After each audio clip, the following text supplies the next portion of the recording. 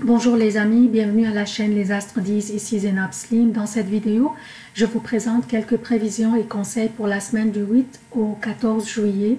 D'abord, j'aimerais souhaiter la bienvenue aux nouveaux abonnés de la chaîne et aussi demander aux amis qui consultent mes vidéos à travers ma page Facebook de vous abonner directement à la chaîne pour la soutenir.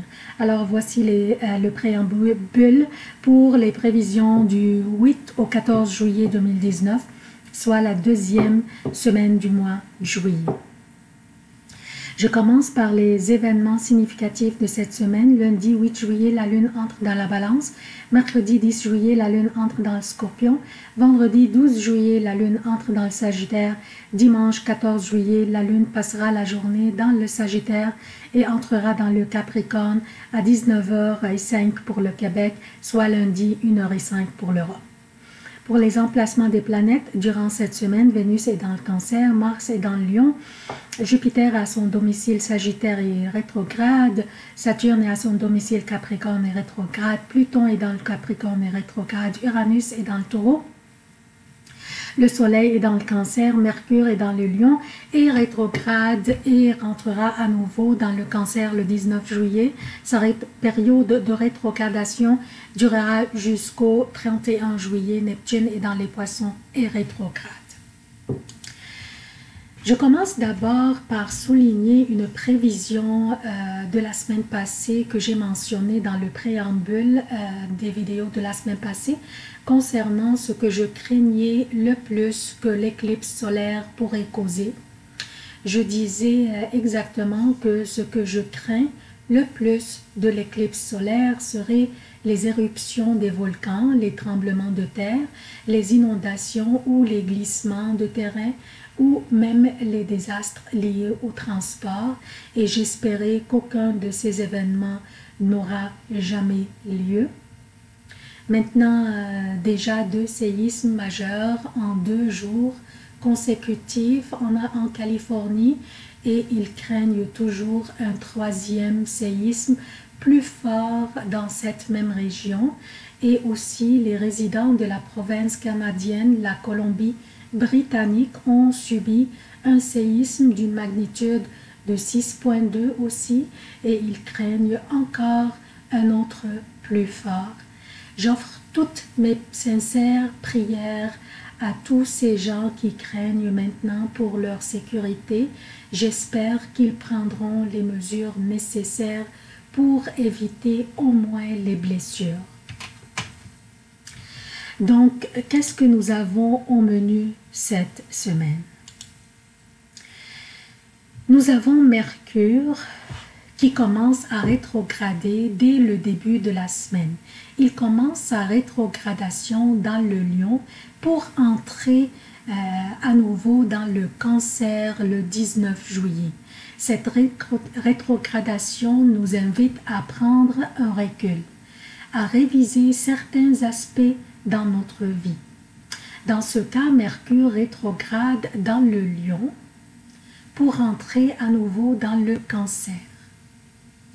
Le Cancer est un signe cardinal féminin qui gouverne les seins et l'estomac. C'est une énergie tendre, maternelle, protective et généreuse comme la mer. Mercure rétrogradant du Lion, le signe de la créativité, des enfants, de notre propre business, des amours et du plaisir. Ça, c'est le Lion. Donc, Mercure rétrogradant de ce signe où il est présentement pour entrer par la suite dans le Cancer, pour retourner en fait dans le Cancer où il était tout le mois de juin, signifie que nous devrions peut-être prendre un recul, un pas en arrière pour revenir plus fort et plus focalisé. Prendre un recul pour nous soigner peut-être nos affaires ou relations personnelles ou familiales ou résidentielles, ce que constitue cette 4e maison du zodiaque, le Cancer. Donc, c'est correct si on prend un pas en arrière, c'est correct si on prend un recul pour pouvoir se ressourcer, pour pouvoir recharger la batterie, pour revenir encore plus fort, pour pouvoir avancer plus vite, plus fortement et avec plus d'aisance. Mercure aussi, en rétrogradant, nous invite à réviser ce que nous avons fait depuis sa dernière rétrogradation en Poisson. Donc, on se pose la question, quelles sont les décisions que nous avons prises depuis lors, depuis sa dernière rétrogradation? Est-ce que ces décisions nous servent bien ou devrions-nous nous ajuster ou peut-être prendre d'autres décisions? Mercure rétrograde vous incite aussi à porter une attention particulière à notre communication, qu'elle soit verbale ou écrite. Aussi, des pannes électriques ou dans Internet pourraient avoir lieu d'une manière soudaine et inattendue. Donc, ça c'est pour la rétrogradation de Mercure. Qu'est-ce que nous avons aussi au menu cette semaine?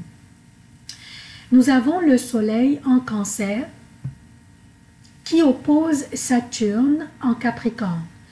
Toujours des signes cardinaux impliqués dans les aspects. Cette opposition sera au plus haut niveau de puissance mardi le 9 juillet. Le Soleil qui est dans un signe d'eau présentement, qui est le Cancer, et qui influence le Soleil, je parle du Soleil, qui influence notre vitalité, notre individualité et notre volonté et notre énergie créatrice et rayonnante. Saturne qui influence l'autorité restrictive et limitante, associée aussi à l'autorité parentale et masculine. Pardon. On doit se rappeler aussi que Saturne est chez lui, dans le Capricorne, tandis que le Soleil ne l'est pas. Le Soleil est dans un signe d'eau, dans le Cancer, donc pas très confortable, étant de feu. Le Soleil est un astre de feu. Donc, Saturne étant chez lui, influencera une énergie plus puissante et plus dominante que celle du Soleil. Et nous devrions nous attendre à beaucoup de restrictions de la part des personnes en autorité dans notre vie, soit personnelle ou professionnelle. Nous nous sentirons limités, retenus et pas capables d'aller de l'avant. Et ce sentiment serait plus fort chez certains signes que les autres. Mais nous tous aurons ce sentiment d'une manière ou d'une autre. Nous pourrions aussi nous sentir que même notre estime de nous-mêmes serait affectée et pourrait aussi recevoir un coup. Cette opposition serait un défi qui nous incite à trouver une nouvelle perspective ou aussi à voir les choses de la perspective de l'opposition. Donc, voir les choses de la perspective de la personne qui nous oppose, de la personne qui nous restreint et qui nous limite. Essayons de voir les choses d'une nouvelle perspective. Vous vous rappelez de la fable de Jean de La Fontaine qui s'appelait « Le chêne et le roseau ». Soyons le roseau et plions-nous face au vent fort. Je vous assure, nous serons debout très vite après que l'ouragan passe. En plus, ce qui va nous aider à avoir cette flexibilité et nous aider à contourner les situations restrictives et limitantes qui va s'imposer sur nous par les figures des autorités dont je parlais tantôt, sera ce beau trigone que fait le Soleil avec Neptune dans les Poissons. Le trigone constitue une belle opportunité à nous de saisir pour trouver des moyens très créatifs pour contourner les situations difficiles et restrictives où nous pourrions nous sentir coincés. Nous avons aussi au menu cette semaine, nous avons aussi le soleil qui oppose Pluton. Et cette opposition sera à sa plus haute puissance dimanche 14 juillet. Et ça va apporter de l'intensité à notre table. Rappelez-vous que le soleil est la vitalité, l'individualité, la volonté et le rayonnement et aussi le désir d'être visible. Tandis que Pluton est transformatif, qui nous apporte vers les profondeurs des choses et vers la mise en question de soi pour évoluer dans le fond. Et ça va sentir comme une crise qui va nous faire sentir peut-être un peu mal, mais qui va nous ramener ou même nous forcer vers la possibilité de nous transformer, nous forcer à voir les choses d'une nouvelle perspective. Alors, c'est vrai que c'est une énergie intense causée par l'opposition du Soleil avec Pluton, mais qu'on pourrait utiliser pour pouvoir passer à travers l'énergie de l'opposition du Soleil avec Saturne, qui va nous restreindre, qui va nous limiter. Donc, l'énergie intense de Pluton pourrait nous aider à contourner les situations, à voir les choses d'une nouvelle perspective, donc à transformer notre vision des choses pour qu'on puisse passer à travers l'énergie causée par l'opposition du Soleil avec Saturne. Donc ça c'est le préambule, se termine ici. Je passe maintenant aux prévisions propres à chaque signe. Bonjour chers taureaux, voici vos prévisions pour la semaine du 8 au 14 juillet 2019. Je commence par lundi et mardi pour le Québec et lundi, mardi et mercredi avant midi pour l'Europe. La lune sera dans la balance, votre 6e maison, soit celle qui correspond à votre vie quotidienne, personnelle et professionnelle, votre santé et votre bien-être. Mars, dans votre 3e maison, fait un carré avec Uranus dans votre 1re maison, signifie un changement important et nécessaire et peut-être urgent à faire au niveau de votre foyer. Durant ces journées, vous serez très occupé et vous pourriez même oublier de prendre des pauses.